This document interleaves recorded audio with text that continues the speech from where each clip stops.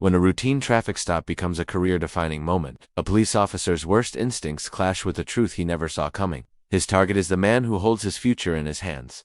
The sun dipped low over Sacramento's streets, casting gold and amber streaks across the sky. Eric Porter was driving home after a long day, his sedan purring softly as he adjusted the AC, eager to shed the weight of work stress.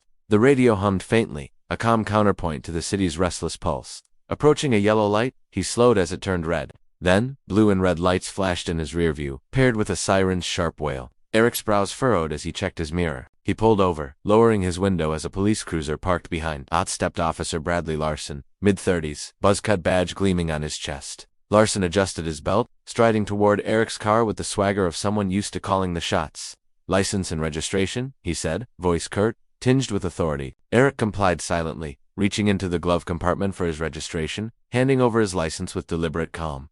Larson's gaze bore into him, searching for a flaw. "Do you know why I pulled you over?" Larson asked, leaning closer to the window. "Not entirely sure," Eric replied, tone even but firm. "You didn't stop at the light," Larson said, a flicker of doubt in his voice. Eric frowned, nodding slightly. "I see. I thought I slowed in time, but I understand." Larson lingered, eyes narrowing, studying Eric with growing suspicion. This wasn't routine anymore, not for Larson. His posture stiffened, as if he'd already decided Eric was more than a driver who missed a stop. He glanced at the license. "Not from around here, are you?" he asked. Eric paused briefly. "Moved here a few months ago. Address is on the license." Larson wasn't listening. His question sharpened, edged with something beyond a traffic violation. Eric's calm seemed to rattle him. He leaned closer. "Where were you headed in such a hurry?" "Just home," Eric said, voice steady. The air shifted, tension rising, impossible to ignore. Larson didn't see Eric as a driver, now he saw something else, something suspicious.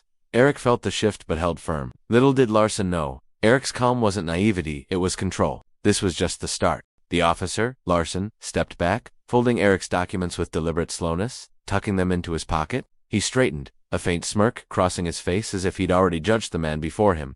"Step out of the car," Larson ordered. Eric's grip tightened briefly on the wheel. "Is there a specific reason?" "Officer," he asked, measured. Larson's lips twitched.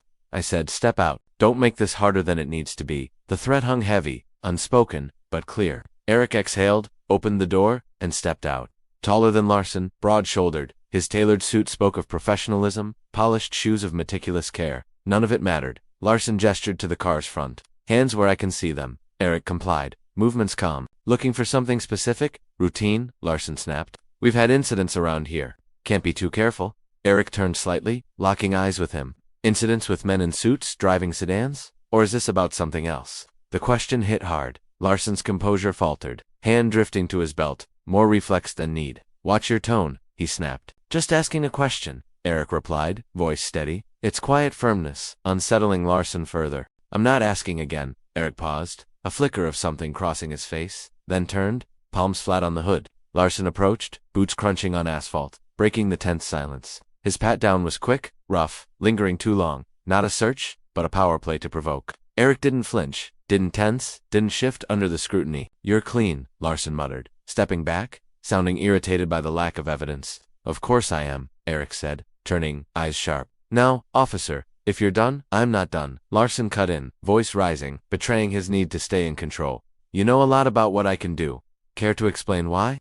Eric folded his arms, posture relaxed despite the crackling tension. "I've had enough run-ins with law enforcement," he said. "Learned a lot over time." Larson's eyes narrowed. "What? You? A lawyer or something?" Eric smiled faintly. "Or something?"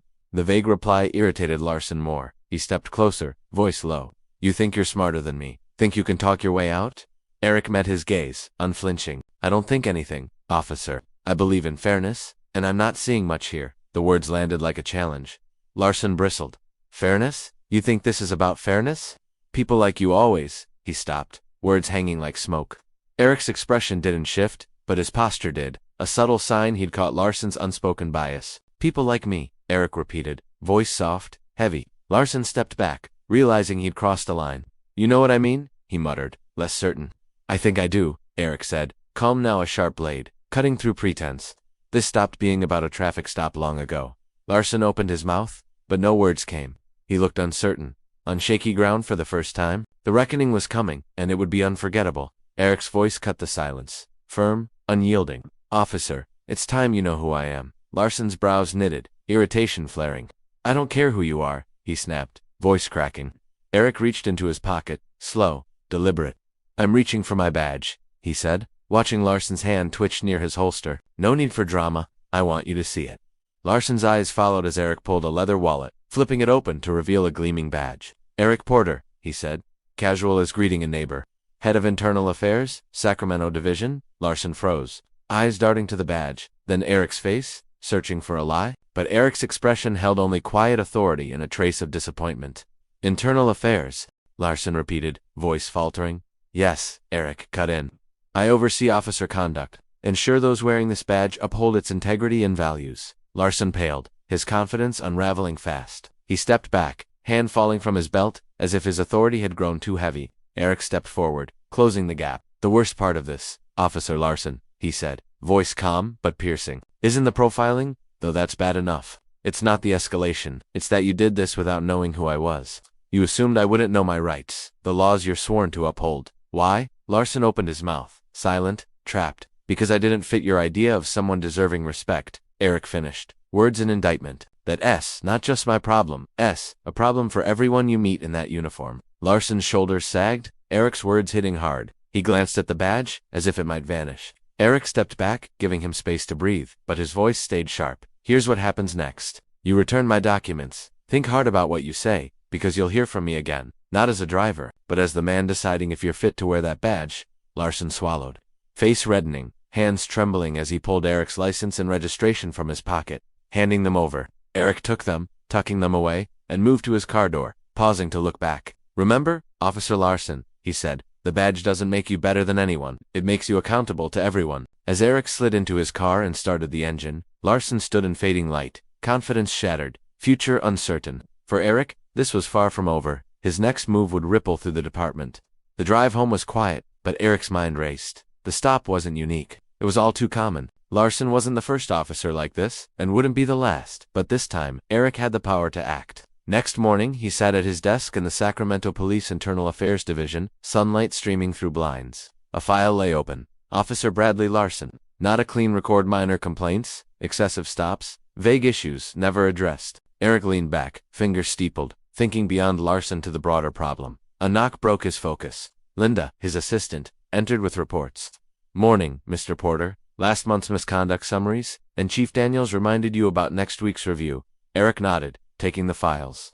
Thanks, Linda. Schedule a meeting with Daniels this afternoon. I need to discuss something. Linda paused, sensing his tone, then nodded and left. Eric returned to Larson's file, but his mind was on the culture that let Larson feel justified. Change started at the top. That afternoon, Eric sat across from Chief Daniels in a conference room. Daniels, a grizzled veteran with salt and pepper hair, listened as Eric recounted the stop. I could have brushed it off, Eric said, resolute, but that'd be a mistake. Larson's not one bad apple, he's a symptom. Daniels rubbed his temples. Larson's come up before, handled quietly. That's the problem, Eric replied. Quiet fixes nothing. It's time to be loud. Daniels leaned forward, hands clasped. What are you proposing? A department-wide review, Eric said. Training, protocols, accountability. We can't keep hiding this.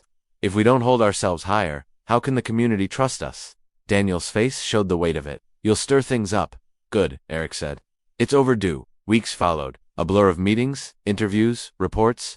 Eric worked tirelessly, compiling data, meeting officers, holding public forums. The Larson stop became a catalyst, forcing the department to face its flaws. Larson faced a hearing, Eric present, watching him squirm. Suspension followed, but Eric knew true victory was preventing the next Larson. Months later, Eric stood at a community event podium, facing officers, officials, residents. He spoke of responsibility, not blame, a shared duty to build a better system. Justice isn't just catching criminals, he said, voice resonating. It's ensuring those who protect and serve do so with integrity, fairness, respect for all. That's the badge I believe in, the one we're building. Applause roared, but Eric didn't linger. Change wouldn't come fast, but it would come.